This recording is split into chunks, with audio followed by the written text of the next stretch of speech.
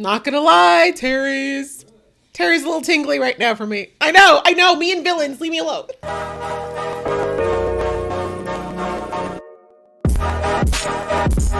guys, it's your girl Aisha, aka Geek XX Chic, and we're back with another reaction to Cobra Kai. We're now on to episode 4 of season 4, which is called Bicephaly? I think so. That's a word I have not heard before. I like that, they're expanding my vocabulary as well as my knowledge of karate moves, which I'm pretty sure most of these are actually not really karate moves, but I digress. So in the last episode, we had the newly found Miyagi-do Fangs thing creation finally starting to work together as a team after having a very rocky start.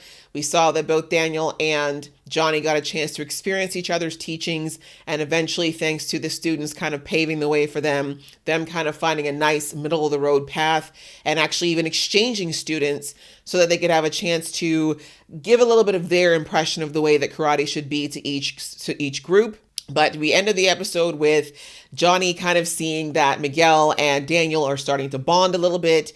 And of course, after what happened with Robbie, and of course, Johnny's overall issue with feeling like Daniel always swoops in to take what's his, we'll have to see whether or not Johnny takes this a little too personally, or if he's actually matured enough to realize that him and with Daniel and Miguel bonding is not a bad thing. I'm ready to jump into this episode, but before I do, this is your first time to my channel, welcome. Thanks so much for coming. If you like it here, we'd really appreciate it if you hit that thumbs up button. That way I get a little help with the algorithm, which means a lot to me. And if you really like it here, you might think of hitting that subscribe button so you can be notified when I do more reactions to this show, as well as many other ones. And if you've been here before, welcome back to my channel. Thank you so much for coming back. And if you haven't hit that subscribe button yet, it'd be awesome if you did and join the fam. That way we can all be part of this journey together. I'm on my way to 10K, and I would love it if you were there with me. All right, that out of the way, guys, let's get into the episode right about now. Our science lab is state of the art. They don't care about the science lab. At least it was. Did it get destroyed in the fight? No. This would be all they would know about. Oh, definitely, yeah. Actually, I died 5 years ago. Well, Ghost Boy, you got strawberry on your snake shirt. Ooh. So you've just been letting me walk around like this? At first, He's smooth, when he's not doubting himself. Bullshit. No way is Lexi DeMarco going out Oh, with they're you. getting. She's a junior. I'm watching these babies grow up, y'all. It's making me sentimental. It's from my dojo. Maybe they started a kindergarten class? Stop. Or Okay. nursery. You guys were literally that size yesterday. Stop. Advice, kid? Get out of Cobra Kai while you still can, because they're about to go down, and it's not gonna be pretty. Really? Really? Have we learned nothing? I hate this cycle that all the bullied are becoming bullies. Like, this doesn't make any sense. How is this helpful? I was bullied, and the last thing I ever wanted to do was put anyone else through that in my life. Like, that's a horrible thing. Why are these boys so dysfunctional? Johnny, sir, are we gonna slide backwards? Attack. Please. Can you focus on your own lesson, Johnny? On your own lesson. Shit. I'm not gonna get in. That's on you, Johnny. That's on you. You should have been focusing. Just to aim for the torso. Why did he get punished? Because you were too... This is some bull. Johnny, for God's sake. Oh, shit. That was unnecessary. I thought we'd move past this. Sensei, ready when you are. Not the sensei word. Okay, Johnny, you know what you could be doing instead of getting jealous over this other person's child? You could be looking for your son. You could be trying to, like, I don't know, talk to him, get through to him, apologize. But no, let's be jealous over Miguel some more. That's great. Who was he? I don't know. He had this spiky red hair. We still owe that Judas some payback. Oh, yeah. Everyone fall in. It's just so infantile. Meet Sensei Terry Silver. How far you've fallen, Terry. Co-founder of... I'm not gonna lie, Terry looks good though. He's been aging quite well. That actor's doing okay. He's been moisturized, and I can see it. But if you dig in, follow our lead, Not the same pose. we're gonna take you to the next level. You dating now? Is the thing? Maybe you're just tired. never, ever happened. Daniel's been getting into your head, sir. Now the other head's responding. Do not give this man Viagra. Do not give this man Viagra. 100% all man. Okay, then. And the last thing we need is Johnny walking around, you know, at attention for hours at a time when he's working with children. You got the real deal, Iceman, best of the best, abs for days. In comes this new guy, total dweeb. Calls himself a maverick. He was Maverick. It's funny because now that he says that, Top Gun and this movie actually have a lot in common, or The Karate Kid had a lot in common. How about this? You can tell him, Johnny, when you're ready. But I know it'll make you feel better. I don't know if I'd leave that completely in Johnny's hands. I think you should just tell him Miguel is not a child. And you're grown. I mean, you don't want him waking up and finding y'all, or worse, hearing y'all. Like, that's just trauma that he just doesn't need. Running late. Let's go. What? Does he have a license? I don't know how to drive a car. Oh, well, then I suggest you back us out nice and slow. Well, I mean, I guess if he crashes it, you're already in a body shop. Does he have a license? You can't just have an unlicensed... Okay. You're doing great. My anxiety. Doing great. I have no idea how my parents did this with me. It's so stressful. Did I say the last place I want to spend my Saturday? This is the first. I mean, hey. You keep attracting this, Tori. I can't feel bad for you because you keep attracting this. If you just left Sam and minded your business, this wouldn't even be a thing. The Russos would be helping you right now. You could be working at the dealership, making good coin respectfully. Show me. What's the matter? You're afraid to hit an old man? Come on. I'm afraid to hit a freaking giant, actually. Not gonna lie, Terry's a little tingly right now for me. I know, me and villains, leave me alone. I think the reason I like him more this time around, though, is because in the third movie, he was really slimy. And in this one, he's just a little bit, like, cocky. If that makes sense. Still annoying, but less greasy. I'm not afraid of anything. You're okay. You lying to me or yourself? Exactly. Everyone's scared of something, sweetie. You face it, whatever it is. Because if you don't, it's gonna hold you back forever. That's true. Except the way they're talking about it, it's probably the fear of, you know, murdering someone, which you should have. But anyhow, not all fear is bad. Some fear is actually there for our protection, but it's true that you shouldn't just like tap out purely because you're scared, because there's a lot of things you miss out on when you do that. Really, Johnny? That's what it is? You're just banging his mom. How about you?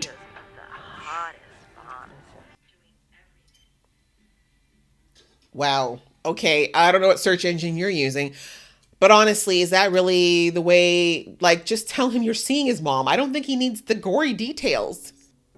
That's what you get. Oh, I didn't even think about the fact that he would have had the same trauma around his mom and Sid.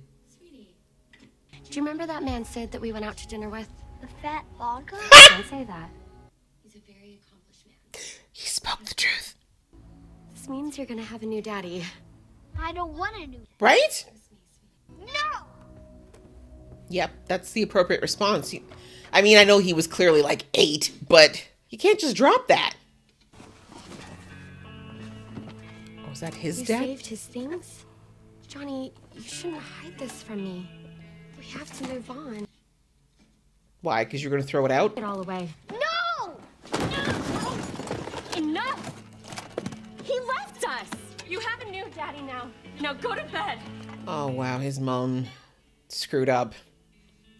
Big time. No wonder he's so attached to Coors. That makes sense now. Johnny, this is not... You don't have to have the same story, and it's very different. Your mom was desperate. Oh, this is such a... Oh, this new layer. A lot to talk about, but can't cover it all in the episode. That's why my mom and Yaya moved up here. I looked him up. It says he lives in Mexico now. I haven't told my mom, though, because she gets mad whenever I bring him up. Which is not fair. As I got older, I realized she was doing it all for me. She wasn't just looking for a new career. Different situation, though, Daniel. Your dad passed away, and you had a good dad. But in this case, Miguel can't even talk about his father. That's not okay. Then the valiant prince came to my rescue. Oh, is that the prince that you stole from another princess? Sam, The other princess wasn't dating that prince anymore. please. Sam, don't mess with her at her job, please. Please go find something to do. Just watching this is enough. Sunset is falling. Now time to count sheep. Wow, and I thought you were bad at fighting. Okay, Sam, I mean, I know she deserves it, but petty. In front of children. There she is now, trying to blend in with the crowd. You asked for that one, Sam. You did. You did ask for that. You could have just left her alone. Honestly, you just seeing her in that situation, that was comeuppance enough. You didn't have to make it worse. Because for as long as I can remember, I've been afraid. Afraid that I would end up like you. Valid. But I'm not gonna have that fear again. Because I'm better than you. Ouch. But you deserve it, Johnny. I guess there's nothing left to talk about. So unless there's something else. Really, Johnny? That's it? Ugh! You're so frustrating! He was out of line, but can you blame him? Oh my god, I'm so upset. If that was Miguel, there's no way he would have been like, there's nothing left to talk about. Alright. Please do not mess up this baby's face. Oh my god, these girls are so immature. Just know that the world isn't out to get you. There's gotta be someone in your family who can help. No one I can trust. It doesn't matter, I can handle my own shit. Okay. You're doing a bang-up job. If you ask, you might be surprised. You're a better woman than me. I wouldn't reach out to that viper. God, she's just all snaps and bites. I can't. Paid for my mom's car, showed me how to fix an engine, and today he taught me how to drive. You did what? Yeah, I drove down Ventura with him. It was so great. No. Oh, you're the inspiration, Gloria Love, Peter Cetera's badass. Thank you! Peter Cetera is the opposite of badass. Oh, Johnny. Scorpion. Strike one. Don't you dare disrespect Peter Cetera on this channel. Let's do dinner tomorrow. Right? You can make those sandwiches? Oh yeah, sure. That's what he tried to make tonight. You really dodged a bullet on that one, Miguel. Hey, Van Damme! Blood sport! Blood sport! I freaking love 80s action movies. I ain't gonna lie. 80s and early 90s stuff. I just had a shitty day. I'd ask, but it's none of my business. I'm not about this coupling at all, but I knew it was inevitable since apparently only 2 girls in this entire show. Don't worry about him. Just hazing a new guy. It's a good thing. It is? Yes. No. Trust me, it's a lot less dangerous than what I had to do. Hazing is not ever safe. Ever. People literally die from hazing. Please don't let a Miyagi-Do kid mess with him now. Please, please, please, please. Dude, I think you're being catfished. Oh, this show's becoming too formulaic for my liking. Don't do it. I really thought Hawk was growing. You betrayed Miyagi-Do. Traitor. Oh, there's a traitor here for sure. Right? Like, how is this a logical argument in my head? Hey, guys. Can you believe that they have Mr. Pip and Dr. Pepper? I like it. De-escalate. You only ain't scared of the dark, are you?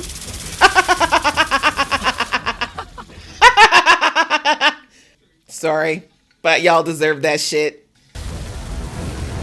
Y'all should have known better. Cool down, they said. Cool down. I'm with it. That was a very Miyagi move, the honk. I agreed to come back to do what we originally set out to do. Oh, to turn kids into winners. You thought that would happen with Kreese? To bring Cobra. Crazy Kreese? You had the entire valley in the palm of your hand. And you screwed it up. Blew it.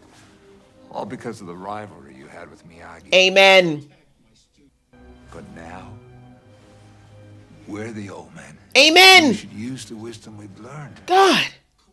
He's gonna rehash the past. History will just repeat itself all over again. That's what he wants. Because Kreese doesn't learn. So you picked a fight, didn't show up, and then you doused him with the hose? Yes. Well, it was sprinklers. Thank you. Soaked to the undies. Like Miguel practiced restraint. Found a way to get out of a bad situation without anyone getting hurt. What'd you want him to do? Get in a drive-in switchblade fight? Yes. I'm proud of you. You've taken Miyagi-do teaching. Look at the senseis fighting again. Wake up and smell the coffee. Oh no, this is gonna be more trauma for Daniel. I'm sorry, boo. You into the ground. From now on, when people say karate around here. Oh, I hated the third movie for this. It seems we have a few things to discuss. Oh, Daniel looks scared and I don't like it. Man, talk about repeated traumas. It was Robbie in the first couple of seasons. Now it's Daniel having both of the people who messed up his life so badly in the same place, in the same time, or at the same time, in his own actual backyard. Literally, I would be like, I would have a restraining order on both of them. They would not be allowed on Miyagi property as far as I'm concerned. Like, no. Anyways, that was episode 4 of Cobra Kai, season 4. Whew, a lot to unpack in this episode, actually. I think what I want to first talk about is the whole, let's just talk about the Johnny versus Robbie situation where Robbie rightfully went to his dad. I mean, he could have gone to Mr. LaRusso too, but I get why he picked Johnny. But anyway, and basically said, hey, you know, your students are coming after one of ours, and we agreed that there's supposed to be a stalemate until the tournament. So what the hell? Which is true. And, you know, Johnny, of course, kind of listens to him, but, you know, he's just jumping right back into the, you know, Kreese's poisoning your mind. You don't know what you're getting into, etc.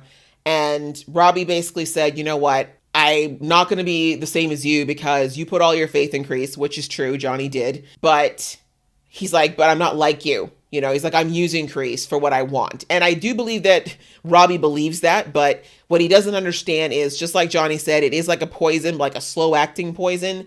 You can't surround yourself with a certain mentality, mantras, dogma, which is very much Cobra Kai's way, and not have it affect you. It does seep into you. And like Miguel is a classic example of that in season 1, right? He's a kid who, if you had taken Miguel from season 1, episode 1, and told him he would do what he did in season 1, episode 10 or into season 2, he would have told you there was no way, right? He'd been like, no, I'd never do that. That's so wrong. But, you know, it doesn't take long for that type of stuff to start really affecting you. And especially at this age, like Robbie has been through a lot, and he's definitely a more mature than usual 16, 17-year-old, but he still is young. And this is a time of his life where he's still forming his opinions on the world and what's right and wrong. And so if you have a really strong influence in there trying to basically skew things in a certain direction, it does affect you whether you like it or not. And that's why there's so many things around, so many sayings around being so careful about who you surround yourself with, right? There's all kinds of, you know, if you want to go biblical, it says bad association spoils useful habits.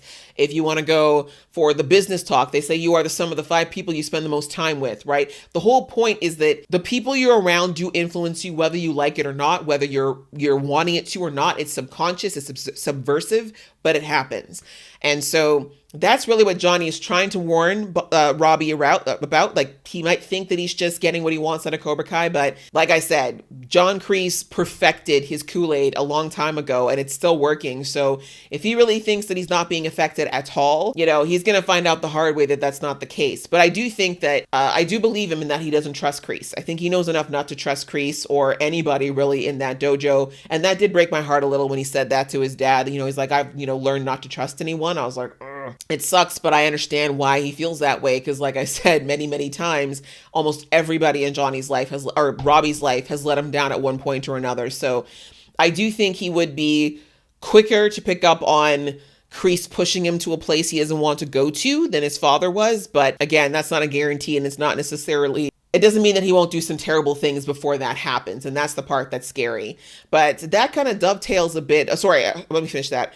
But, you know, what he said, though, at the end is where I think he crossed the line around the I'm better than you are part. Like, I understand him taking shots at Johnny. That's not going to go away anytime soon. And that's why I said, like, I kind of like, you know, was it uncalled for? Absolutely. But Johnny just, you know, he needs to take these lumps. Like, he has let this kid down incredibly, repeatedly, and like with no shame really.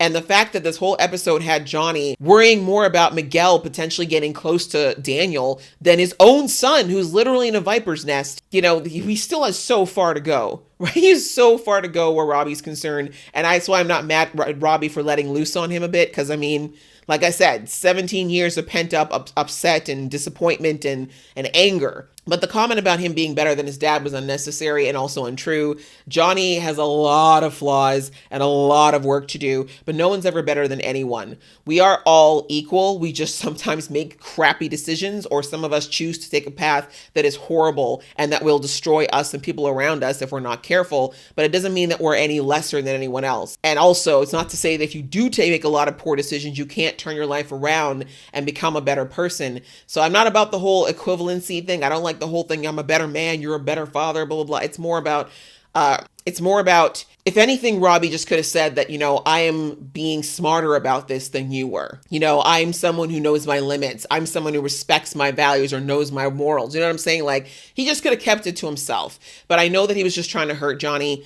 And as I said, it's going to be warranted for a while until Johnny actually shows that he's really there for his son. Because even the way Johnny responded with, oh, we got nothing else to talk about then. It's like, really, Johnny? Like, I understand he was hurt in that moment. And I suppose in one sense, I'm glad that he didn't say something what's the word? That's not a word. I was gonna say retaliatory, but it's not. I'm glad he didn't retaliate in that moment, because that would have been old Johnny. He probably would have said something that was just as hurtful. If walking away was the best thing for him to do in that moment, then good. But I feel like he still needs to work harder to show Robbie that he's serious about being someone in his life, right? If his son comes to him calm and talking, like, the thing is, Robbie was willing to talk, but I mean, he wasn't going to be like all sunshine and roses. And that seems to be what Johnny is expecting from Robbie, is him to just be so open and welcoming to everything the way Miguel is. But him and, you know, Robbie and Miguel have very different experiences with Johnny. So that kind of dovetails into what we got some backstory on Johnny. And that's what I mentioned in the episode that I really couldn't get into with that, you know, while reacting, but to not talk forever, but basically about how he found out about his horrible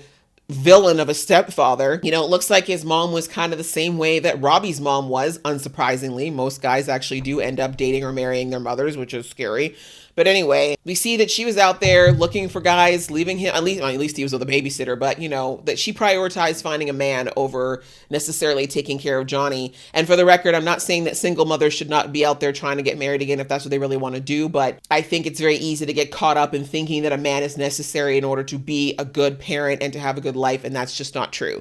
But I digress. We see that the way he found out about Sid was pretty terrible, quite frankly. His mom handled it terribly, and a lot of parents of, you know, single parents don't often think about the fact that your child, especially if they're older, like, it's one thing if Johnny was like a few months old or maybe only a couple years old when she married Sid, like, he wouldn't have been old enough to understand what was going on at that point. But at that point, I don't know how old he was supposed to be there, but he was old enough to know that Sid was not his father. He was old enough to know he had another father. And for her to drop that bomb without talking to him, and I'm not saying she should have asked his permission or anything, because he was not old enough to make that kind of a decision, but she really should have had a conversation with him and been like, okay, here's the situation, you know, mommy really cares about this person, blah, blah, blah, you know, the whole speech, and then explain to him that, you know, we want to get married, and I know this is going to be difficult for you because it's going to be a change, but I think it's going to be good for us. Like, can you try? Can we get to know, you know what I'm saying? Like, she should have at least warmed Johnny up or tried to warm him up to the idea of this. And honestly, I feel like any person who is marrying someone who has a child and vice versa, if you have a child and you want to marry somebody else, I think it's so important, if that child is older especially, to have your potential mate and your child should spend time together, and you should see if they're able to form some type of a relationship. It doesn't have to be father-child, right? But it has to be something where they can mutually like and respect each other, because if not, it's going to be hell on earth, particularly for the child, but for everyone involved. Because if you're a step parent coming into a situation too, you don't want to come into a situation where the kid hates you or hates the situation. Like, that makes your job 10 times harder to just be there and exist, right? And that's when you get these horrible, nightmarish stories about step parents, right? So, but it explains so much about Johnny, especially the part I really disagree with. Like, that was strike one.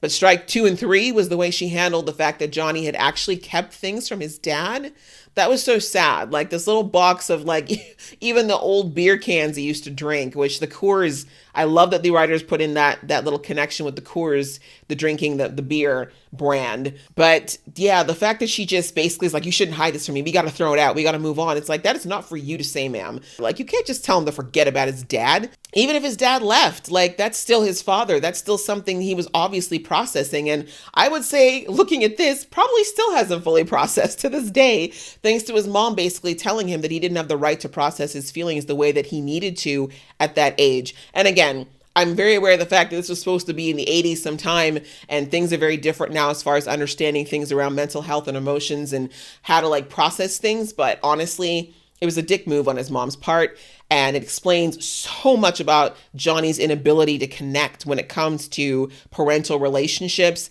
and the disconnect he has between father and son relationships especially. And again, I want to make it clear, so many people feel like I'm like excusing Johnny's behavior. I'm not. He is still a craptastic father, and it is still a choice of his, but I think it's important to understand how people get to where they are, and it's making it concretely clear through all the seasons why Johnny is this way with Robbie. It's sad, it's not right, and he should be working harder to break the pattern, but he really does not have the tools at all. Like, he really needs help. And I'm hoping at some point, maybe even in this season, he'll figure out a way to ask for help on how to get through to Robbie, since he clearly doesn't know how to do it on his own. But yeah, I just think that was a really deep thing to jump into with Johnny, but I think it explains so much about why he's as stunted as he is, and it helps me to understand him more. He will still frustrate the ever-living out of me, but at least I can have some understanding a little bit around why he is the way he is. But yeah, we kind of had a whole theme of fathers and parents and responsibilities this episode. Like, they dealt with a lot of heavy stuff, honestly. Like, I could talk about it for probably another solid hour, but I don't want to keep this review from being too long.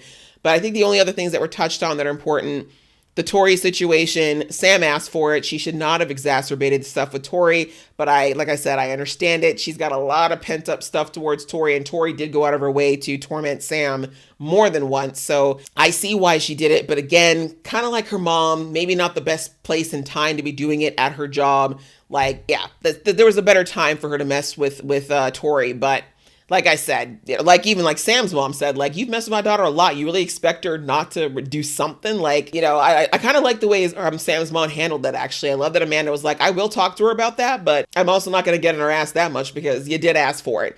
Right?